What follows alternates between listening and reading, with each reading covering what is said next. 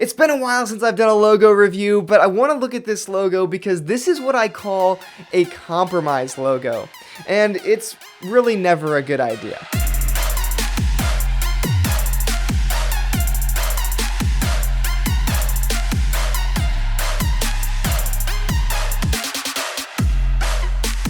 Alright, today we are looking at the Capital Federal logo. Capital Federal is a large bank chain all across the Midwest, and I see this logo all the time because there happens to be a Capital Federal right next to my house, and every time I see the logo, I'm just kind of going, why? This is what I call a compromise logo, and I want to talk about why this happens so that you can spot them in the marketplace and also so you can avoid them in your own logo design. Capital Federal Bank.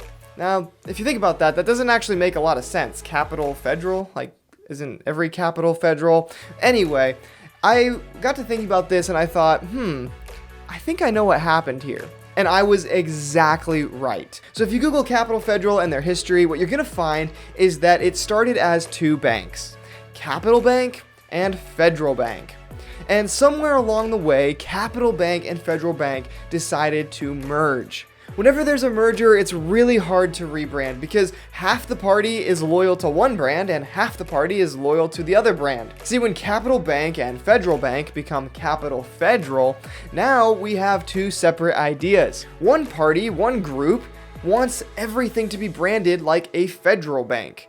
And then the other half wants everything to be branded like Capital Bank. So then we have like these two bickering sides that are like, we're Capital Bank, and the other side's like, no, we're Federal Bank. So what happens? Well, to make everybody happy, we make a logo like this, where we have a Capitol building inside of an eagle, which stands for Federal.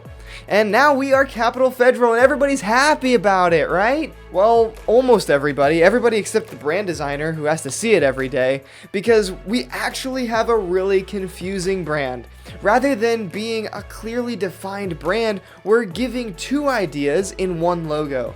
We're giving the idea of an eagle and we're giving the idea of a Capitol building.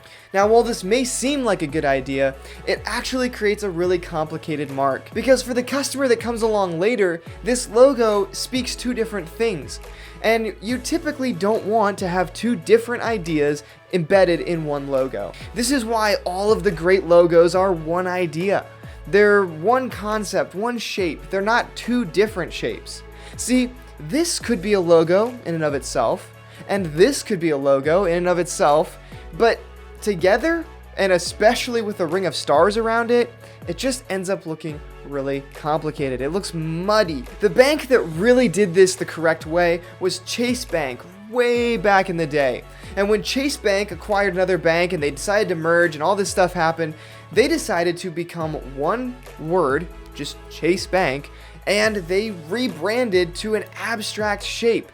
Now that abstract shape is iconic and everybody recognizes it. That's the way it really needs to be done. If you're gonna go through a merger, pick one name from the two or just change the name completely and then get one identifying mark that doesn't have a bunch of different ideas crammed into one logo. I can just imagine all of these board members sitting around a table arguing about which side is gonna have more influence in the new logo and how it's gonna be part Capital and part Federal.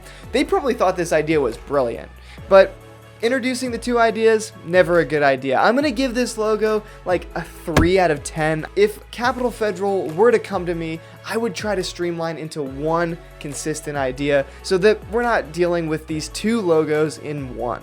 I hope you found this video helpful for your own logo design, and if you did, make sure you like, comment, and share, and let me know in the comments what logos you'd like to see me critique next.